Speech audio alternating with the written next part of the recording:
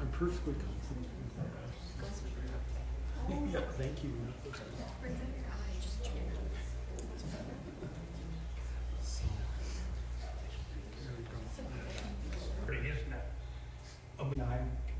Our young family would move to Calgary, where Kelly was born.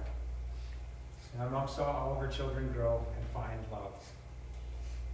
In 1981, our family lost Bill in a motor vehicle collision. Well, Janet soldiered on and in time met and married Alf Johnson. And this chapter of Janet's life ended in a separation and divorce. Janet rallied from this, moving on, moving back to Banff, where she was very involved with her church and with the Cubs and Scouts program. Janet would then, in 2002, move to Fort Macleod, and among other things, worked as a volunteer at the fort. Some of you may have an experience or story to share about this chapter of Janet's life. Janet's father, Ralph Grady, was born here in Fort Macleod, and his parents actually rest in the Union Cemetery here in Fort Macleod, so she has a little bit of history here. Janet recently told me that she feels this is her home and the place where she felt the most comfortable and happy. And I think that's partly due to her heritage here, but I think it's largely due to her community here of amazing friends and support group. And that's where she felt the most at home, so that's a great part of the story that she shared with me. She enjoyed hiking and skiing and being outdoors. She was also passionate about plants, and you guys might know this, but sewing and artwork. And we have on there, she was survived by 3 children, 5 grandchildren, and 1 great-grandchild. So having said that, I'm going to share a few stories and a few memories with you. Now, I posed my mother with more than a few challenges during my upbringing. And over the past, say, 3 or 4 weeks, we had a number of visits and we were able to kind of review some of those, and I kind of got the gears about some, but we still remember some of the same things, which was pretty funny. One thing we always both remembered was back in the day when I was a 5-year-old. Now, it was a while ago.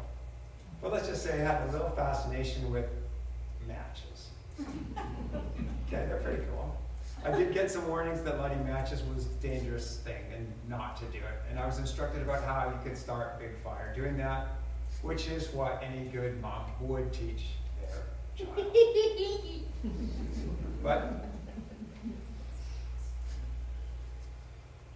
And as for myself, being a responsible 5-year-old, I thought that if I took a bunch of bricks from our sidewalk at our house and took them down the street to the end of the block, I could make a safe fireplace in which I could light matches and not cause a dangerous fire. Well, anyway, I don't know how, but I got caught doing that. And I got grounded for like a week. She calmly explained the folly of my ways. And while I was grounded, she even made me what she called a jailbird costume, because she liked to sew, and it had everything. It had the stripes, it had the number on it. So I went out for a week, and I had to go. If I was out on the yard, I had to wear that. Now my friends would say what happened, and I got grounded for starting fire. But that we both had a chuckle over that, and that was just like we tell that story to each other a lot. And during my middle childhood and teenage years, Janet opened our home to several foster children. She had a strong desire to help other people, and I think she also wanted me to have a brother. And I think she might have even thought, maybe, that it might help me not tease my 3 sisters as much as I did. But later you can ask them if that actually worked, I'm not gonna say. Now, here's a memory I have that dates back to, I'm gonna go 1981 on this. I remember my mom designed and made a float for the Stampede Parade, and it was to do with Boy Scouts. Got into the parade, got driven through the parade, and she won an award for it. And I'm like, what? My mom did that? But way to go, Mom. Like, she hadn't done that before. She just took that on and did it. And I think there is a picture of it, we could say floating around here somewhere. But again, she was involved with Cubs and Scouts for many years, and this was another thing she did to promote that. On another note, to do with Janet's love of music, and her violin in particular, well, do you know how sometimes when you're a kid, you think something your parents do is like a little, like lame or kind of embarrassing or kind of silly? Well, I've got to admit, I was kind of like that when my mom would play a violin and I was a little guy. I'd be like, oh, Mom. But you know, from that time, somewhere along the road to now, I've realized that there's a lot more to it than that. She played because she liked to. She played because she wanted to. She played because she enjoyed it. And she wanted to share and connect with others through it. And that is what she did. I think the deeper lesson for me from that in my life is this. You don't have to be the best at it. You just need to do it and enjoy it. And share it. Your example can be your gift. So I know about owls that I know Janet knew as well, and it's just short. But a wise old owl lived in an oak. The more he saw, the less he spoke. The less he spoke, the more he heard. Why can't we all be like that wise old bird? Looking back, I see that Janet, maybe a wise old bird herself, provided me with a lot of learning opportunities. She taught me about kindness. She taught me about being responsible for my actions. I learned from her in a real way that old adage to treat others as you would like to be treated. That's been a help in my life. Thank you for teaching me the importance of kindness, of honesty, and of love. Thank you for encouraging me to pursue those things and to keep learning and to keep trying through every circumstance in life. Thank you, Mom.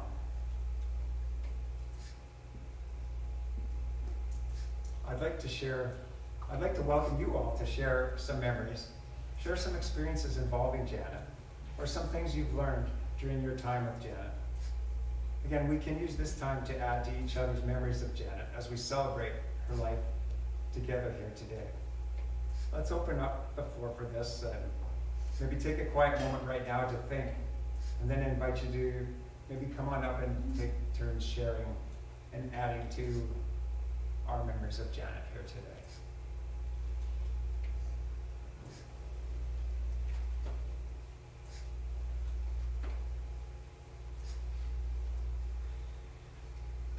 The family does want this to be a very interactive time. They want to hear from you. So please, as you feel led, please come up and share a memory, or as you've already been invited to do so, this is your chance to do that. So please come on up.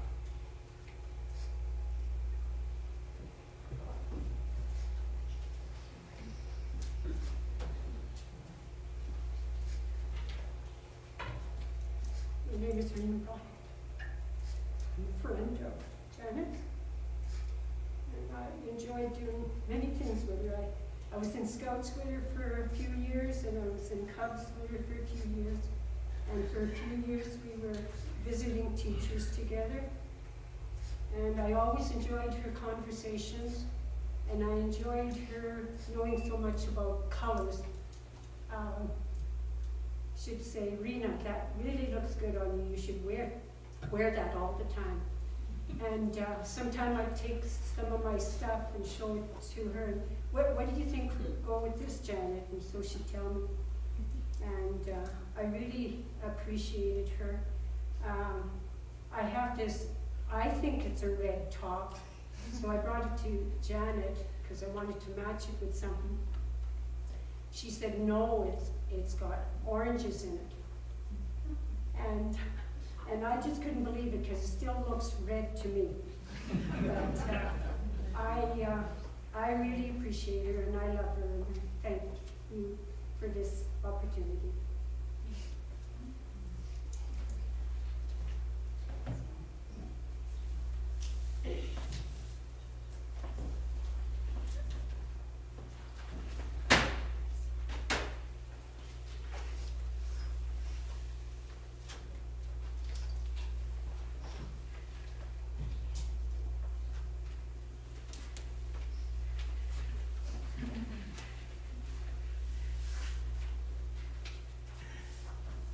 My name is Kay Benyon, and Janet was my sister-in-law, married to my younger brother, Bill. I remember Janet, we moved to Banff in 1954, I think. I don't know. And we moved there anyway, and we went to school there, and that's where Bill met Janet. I did not know her very well, just from being Bill's girlfriend. When they got married and I got to know her better, one of the skills that she had that I also share is sewing. And I was amazed at the things that she could sew, usually without a pattern. She could just draw it up, and she used to make.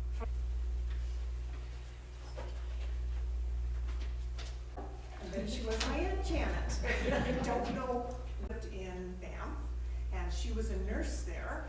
And so in the summer, I would go up for maybe a week, or I don't even. Karen was just little. Kelly wasn't there yet, and they had this house that had all these stories and this kind of weird attic thing, and we loved to play up there. And every time I would leave, she would send me home with these beautiful little dolls. They were stuffed and they had beautiful painted faces, and like my mom said, they had these beautiful hair and all sorts of clothes. She was so talented, and she was always very kind to me. So I thought I would just share that.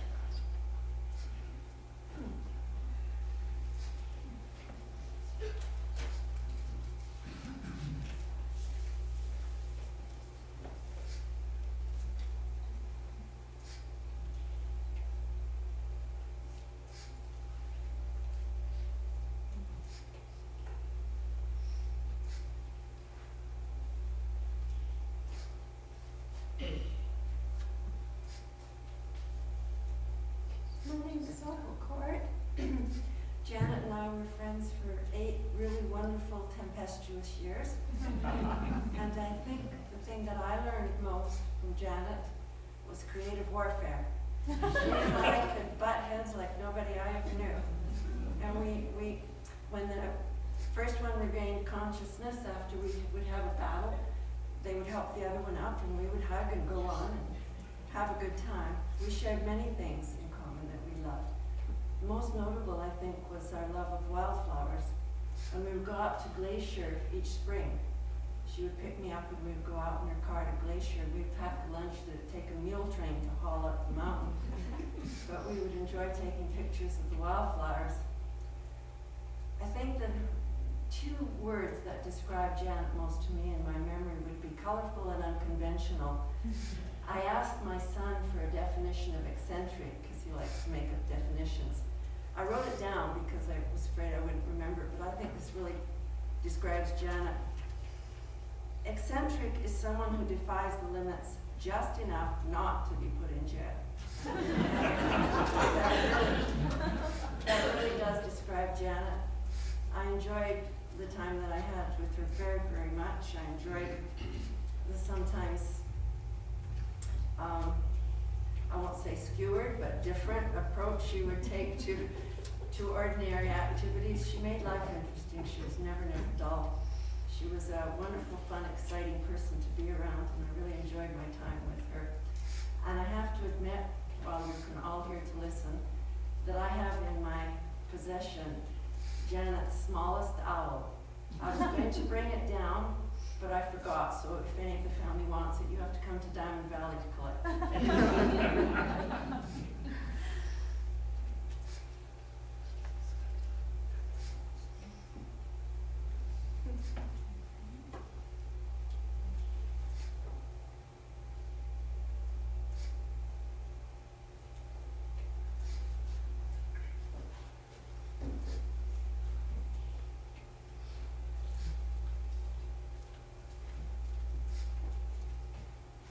Okay, Opal, if you can do this, so can I. So Janet and I go back probably 22 years from when she moved here to Fort McLeod. I loved to ride horses. And Janet loved to watch people ride horses. So when I would ride at the arena over here in town, she would come and watch me sometimes. And one time she brought her cub group, and Dusty Burbank was just a little guy. So that was the group that she brought out, and she took pictures. Well, I demonstrated a few things to the cubs, and she took pictures. And the cubs rode the horses, and she took pictures. And then she took those pictures and she scrapbooked them and she gave them to me. So that was pretty cool. Janet and I also enjoyed the perfect dog in the world. She firmly believed that he was the most perfect dog in the world. He doesn't shed, he doesn't bite, he doesn't lick, he doesn't bark. He's kind of like a stuffy. She likes stuffies. So when I was going on a trip somewhere, I would leave Jazz with Janet, and she loved it. And the thing that she really liked about Jazz was he would go in her backyard and chase the cats away. And that's the only time Jazz ever barked, was when he was chasing a cat. So we shared that.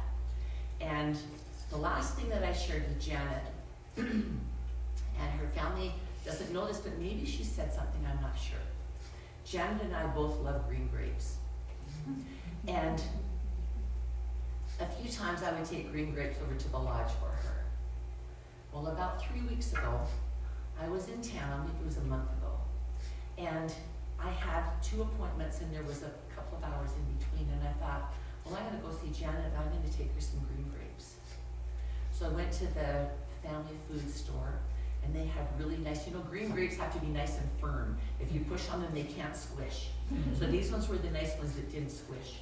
And I bought her a really nice package of green grapes, and I took over to the lodge. And I knocked on her door, and nothing happened. And I knocked on her door again, and I hear this voice. Could you come back later, please? I'm not dressed. And I said, Janet, it's Susan, and I have some grapes for you. So I'll just leave them hooked on your doorknob. Is that okay? And she said yes. That's the last time I heard Janet's voice. And I hope she got those grapes. I hope nobody took them off her door. I hope she was able to take them and eat them. She loved grapes and watermelon. And she says, they need better clothes. And so she made really nice clothes for these dolls. She was quite disgusted with what they were wearing. And they're dressed from head to toe, and they're just so cute. And she gave me a doll. I forget what you call it. Janet knows all the names of the dolls, but these are special dolls. This one's about this tall, and it had blonde hair. And she dressed it in a cute jean jacket and blue jeans, and found some little cowboy boots for it. And she gave that to me because I was her friend. So now I have that special doll, and I think I'll name her Janet.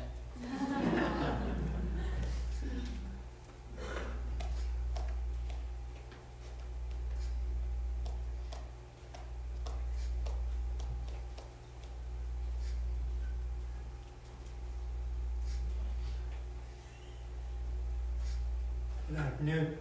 My name is Barry Ronald. As you all know, Janet was a member of the Church of Jesus Christ of Latter-day Saints, and so am I.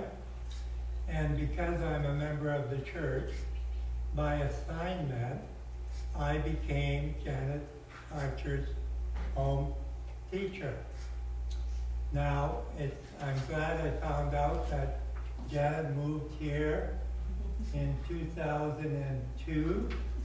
I know where the Grady House is, because Janet showed me where it is on the corner. That already. By assignment, I became her home teacher in 2016. That's 8 years ago. Okay, so just a brief explanation of my duties. This assignment was given by the priesthood through revelation, and my job was to take care of once a month. Janet always wanted a spiritual message, and that we supplied. So, my companion was Bob Jones at that time. So we would faithfully visit her once or twice every month, and because I don't live very far from her, before she moved into the Pioneer Lodge, because I had lots of roofing jobs in town, I would always make it a point to drive by and make sure everything was okay with Janet. But anyway, we had some interesting visits, some good visits, and part of my duty was to answer all her questions, like, why did that tree beside my house grow so fast? Well, quit watering it. Or, do you know, Barry, that my roof's leaking? Oh. Well, I guess I can fix that for you. Okay. So, Barry, did you notice the roof on the shed is old? Oh, okay. I'll put some metal on that for you. And then here in the last 2-3 years, he said, well, try and get rid of that. Well, I said, do you have a gun?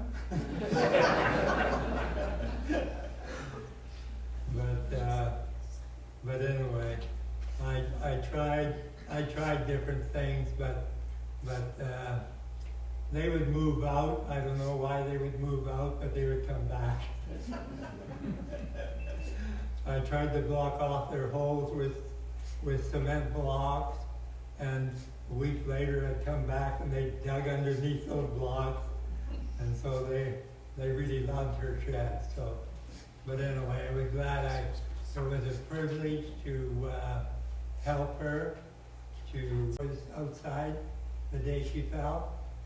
Yeah, okay. That's one day I didn't visit, but I'm glad Audrey made the visit. Thanks for being inspired. I didn't call on her that day, but apparently she fell on the rocks there by the back door, and she couldn't get up. So Lethbridge, Rena and I visited her when she was dreadfully sick. The first 10 days she went in, and then I happened to pop in on her when she had recovered. Recovered 100%. She thought she was being sent home, or was told that the possibility you're going to be sent home. So I saw her when she was sick, and then I visited her when she was recovered and felt good enough to go back to the. I guess all I can say is part of my duties and responsibility is to love and serve our fellow man. And I was grateful that I had that opportunity for 8 years. I got to know Janet fairly good. I loved all the music she played and the crafts and the artwork she was involved in. That's not my bag of tricks, but at least I enjoyed watching other people do it. And so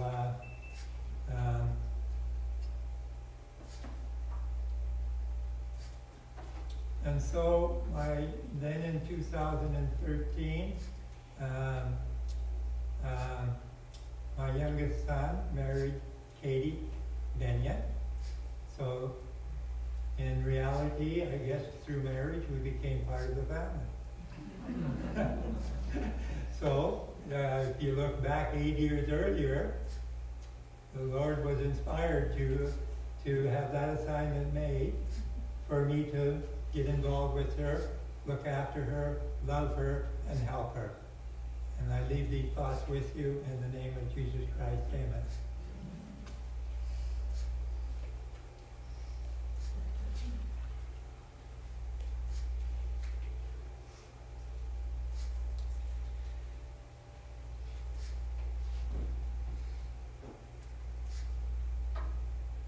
At the expense of trying to presume to be an auctioneer, I'm gonna say, going once, going twice.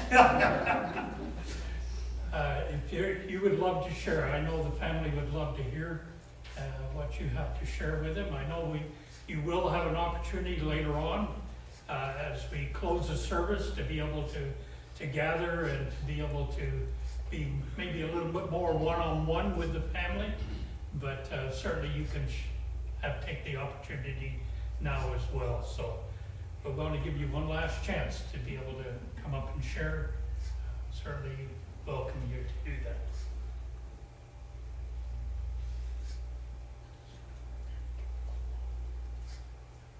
Oh, one more coming up, at least one more. So.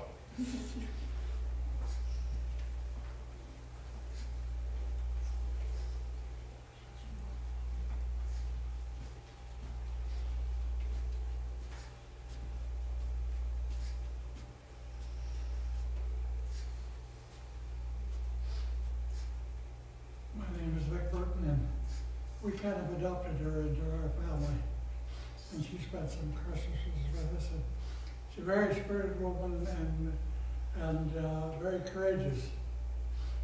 As you know, she took a job teaching English in Ecuador, and I think she's been to Korea, and I think one time she went out, heard another story, and I think it was her.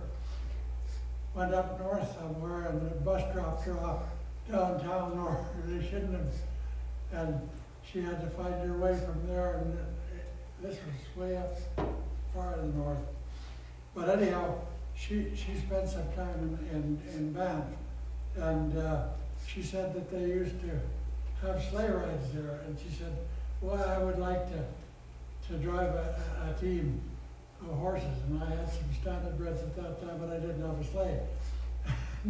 So she never got a ride, but if I know Janet, she would have wanted to really picking them up and setting them down. And those of you that are horse people, you know what I'm talking about. She was really moving. And I always called her the Random Wreck from Georgia Tech, because it seemed like anything that was wrong, she had it. But she had a courageous attitude and kept a positive attitude, and she was a good friend to us. I say it in the name of Jesus Christ. Amen.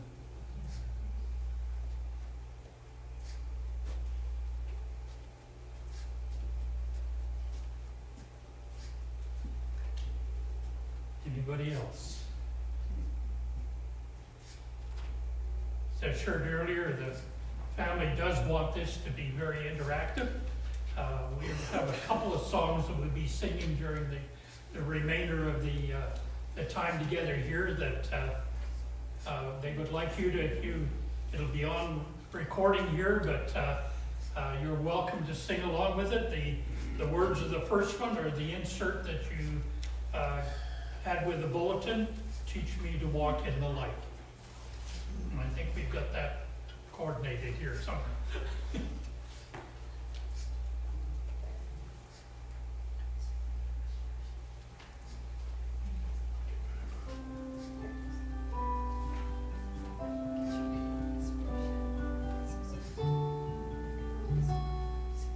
Teach me to walk in the light of His love.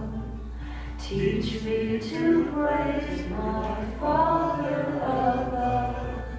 Teach me to know all the things that are right. Teach me to walk in the light.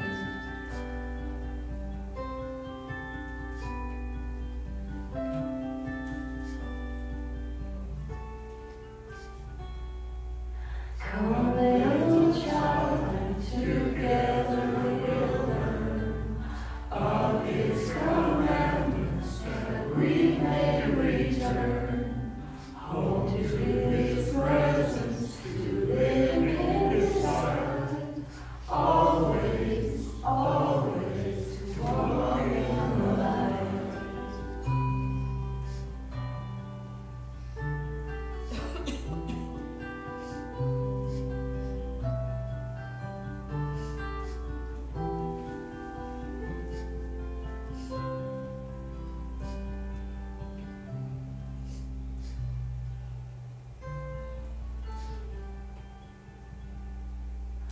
Father in heaven, we thankfully say for loving guidance to show us the way. Gratefully we praise thee with songs of delight. Gladly, gladly, gladly in walking the light. Gladly, gladly, we walk in the light.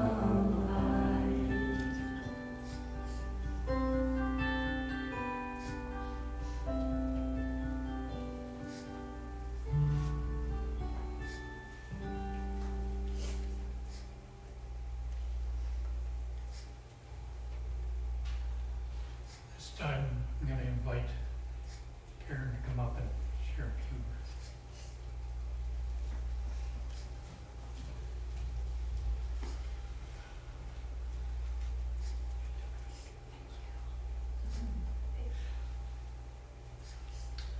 I am gonna try my best to get through this. If not, Jess has a recording ready to go with this.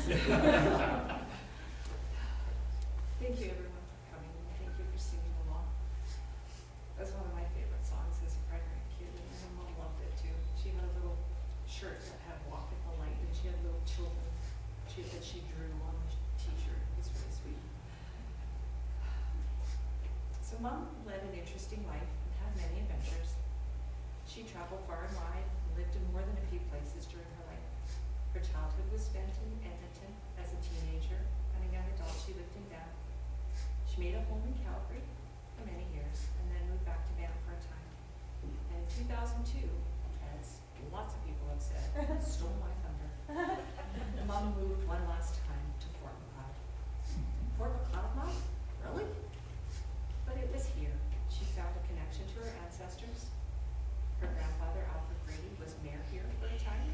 Her grandmother, Mary O'Donnell Brady, was a teacher here. Her father, Ralph Brady, was born here.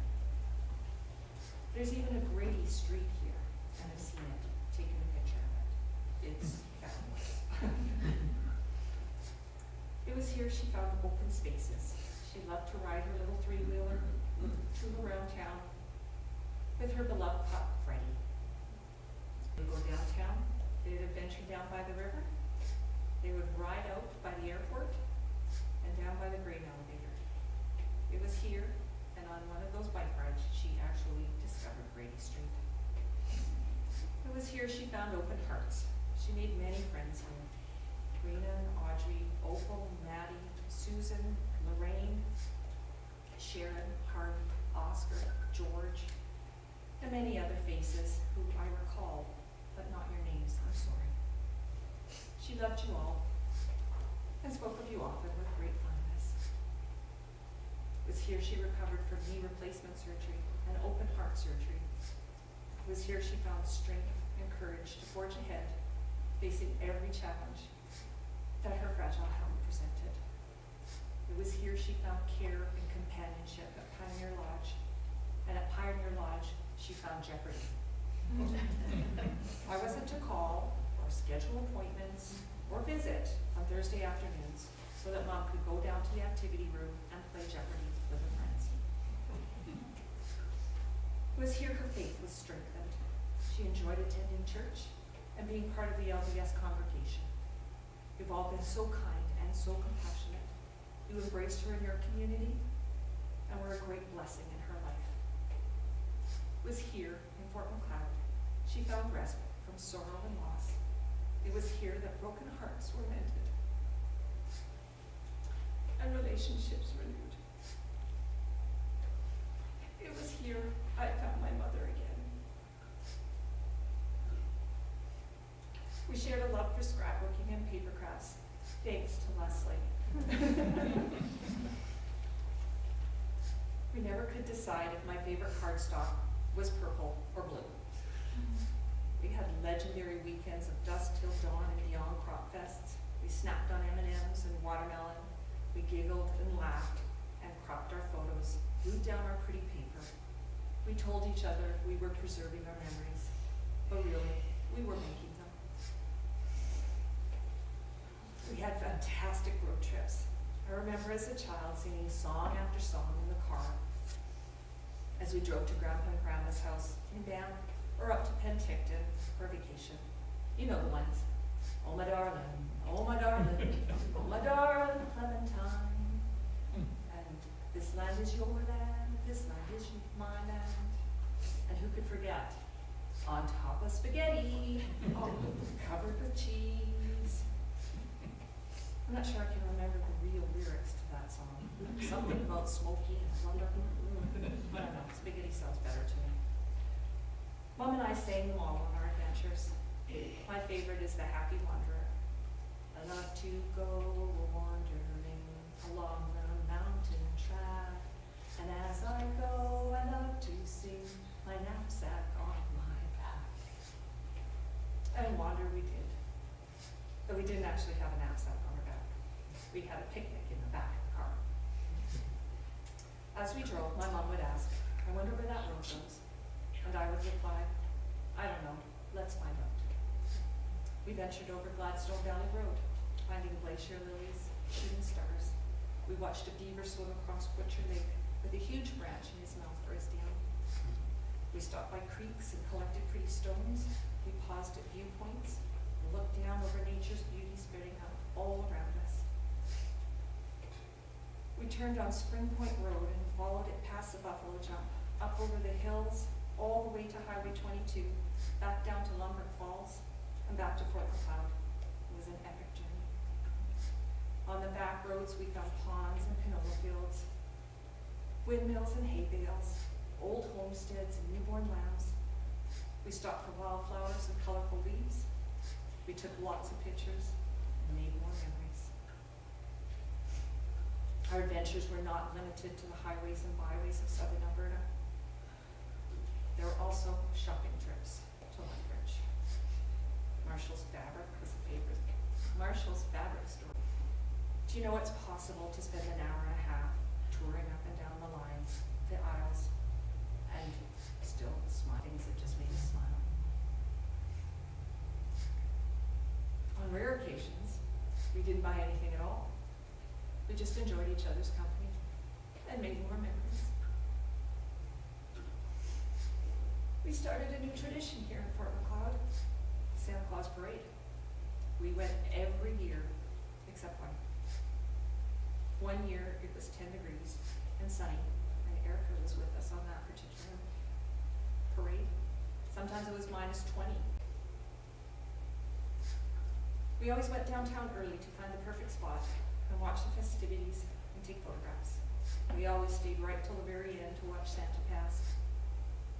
After the parade, we talked about when we could get together and scrapbook our photos, and we made more memories. Fort McLeod, Mom? Really? Yes, Karen, Fort McLeod, really. She is always with me. In every wildflower, in every newborn lamb, on every country road, and in every song I sing as I go wandering. Thank you all for coming to help me and my family celebrate my mother's life. I did it. Thank you.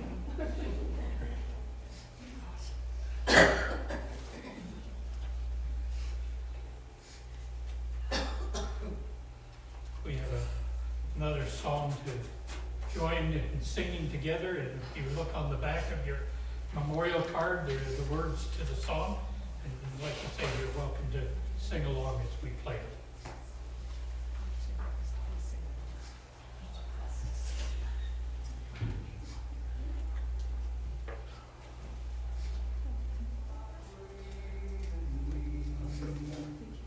Do not stand in my grave and weep. Do not stand in my grave and weep. I am not there. Do not sleep. I'm about in the room. I am damaged with no soul. I am the sunrise.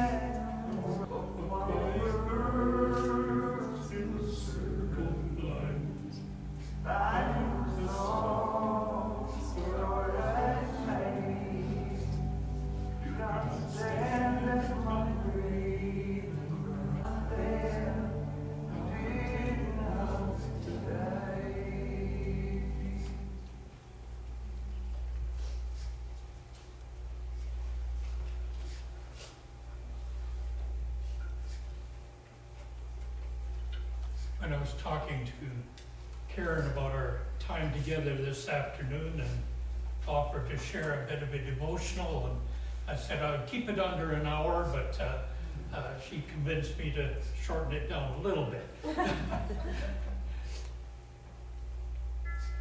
The memorial service is certainly one of those gatherings, probably that is unique of all other the gatherings that when we get together. If it's a wedding, of course our focus is on what's going on. Usually what's the bride wearing?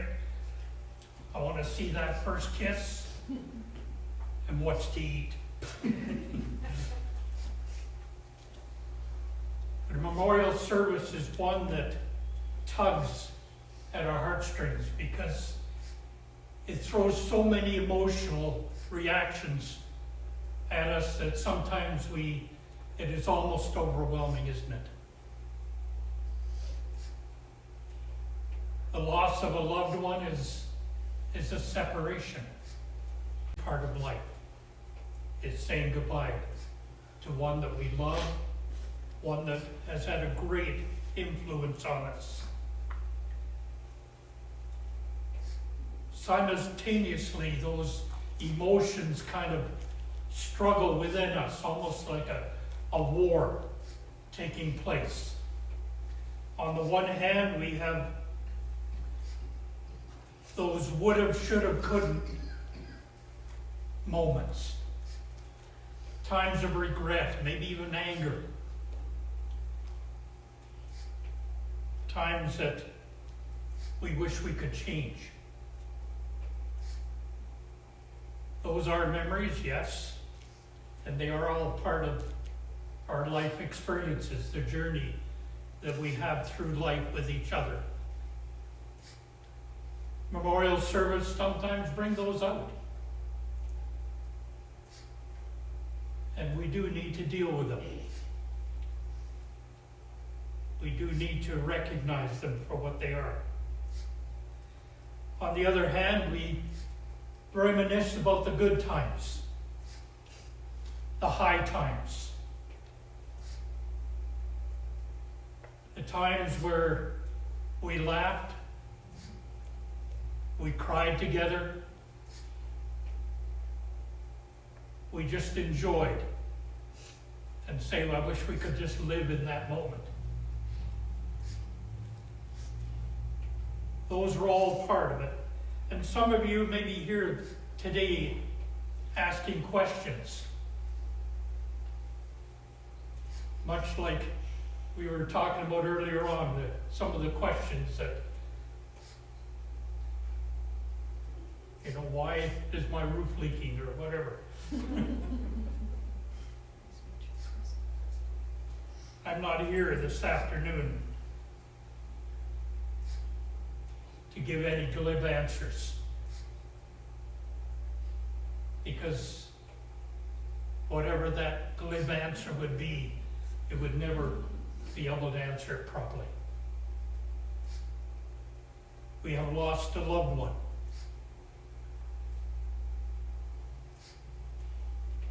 But this good book, there's a verse that keeps going through my mind.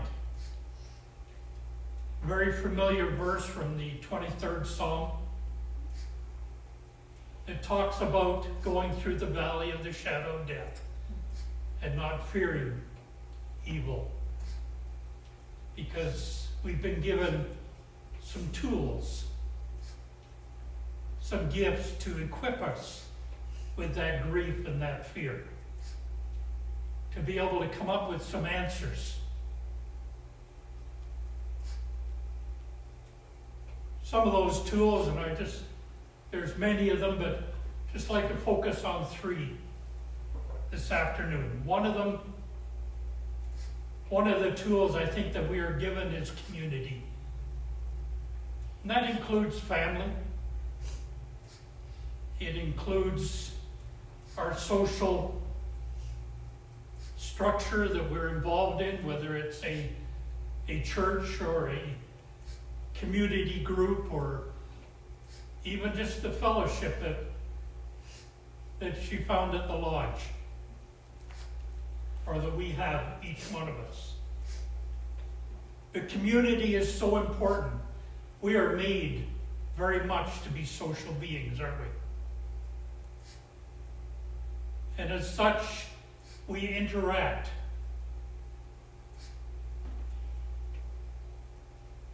When you think of it, none of us ever come out of a relationship the same as we went into it. A little bit of us rubs off on the other person. A little bit of the other person rubs off. And I'm sure as we are gathered here this afternoon, that little rubbing off of from the one who is gone. You're here because of that. And if she was here even now, she would say that's how you have affected her. So we have community as a gift, as a tool we can use to deal with a time like this. I think the second tool or gift that we've been given is memories. We're here because of memory. For the family members, I can kind of think and imagine the pride that was felt when you changed from being a person, an individual, to becoming a parent. And that transition and that kind of promotion when all of a sudden you became a grand person. And I think one of the ultimate is when we were able to claim to be promoted from grand to great. And I know she felt that pride as well, family. And that's something to hang on to. Memories are very special. And I would encourage you in the days to come, if something triggers you as far as a memory, please don't hesitate to call the family or get in touch with them somehow and let them know that you remembered. Because that will help them and encourage them and comfort them in the days to come. The third tool I just want to share with you, and it's a promise that's made by God himself when he said, and he made that invitation to come unto him if we are heavy burdened, and he will give us rest. He is there to reach out to. It doesn't matter what faith or what church you may go to. God is a personal, and he wants to have a relationship with you. And he says, come, and I'll be there. That offer is there for each one of us. And that's a tool that reaches beyond us. He has the answers. I don't. And he's willing to share them with you. So take advantage of the tools that we've been given, the gifts that we've been given to deal with times like this. Because truly, we need each other. We need the memories to sustain us, to help us to know that our journey was not in vain, that we were able to make a difference in each other. May God bless his time here today.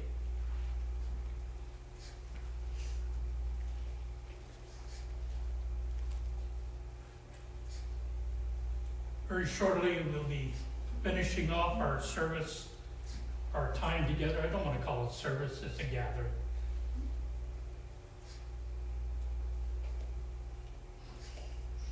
We'll be closing, but certainly this is not over. The formal part maybe, if you're invited to join with the family afterwards. We have some refreshments here for you to be able to give you an opportunity to share with one another. I'm going to share a benediction, and then I've got a quick little thank you to say afterwards. So may God's blessing be upon each one of you as you reminisce, as you comfort and strengthen one another, that truly not only will you be blessed, but those around you will be blessed as well. I pray this in Jesus' name. Amen. So thank you again. And as the family have shared, and I want to share with you as well, thank you for coming out and being a part today and joining in this celebration of Janet's life. It's been a great opportunity, and like I say, it's not over just because we say it's done right here, but we can join with one another. But even as you enjoy some refreshments and reminisce of times gone by, the family would like you to listen to a little song that offers some advice that Janet shares with and continue to share with her family when they did visit her. And it's entitled, Never Smile at a Crocodile.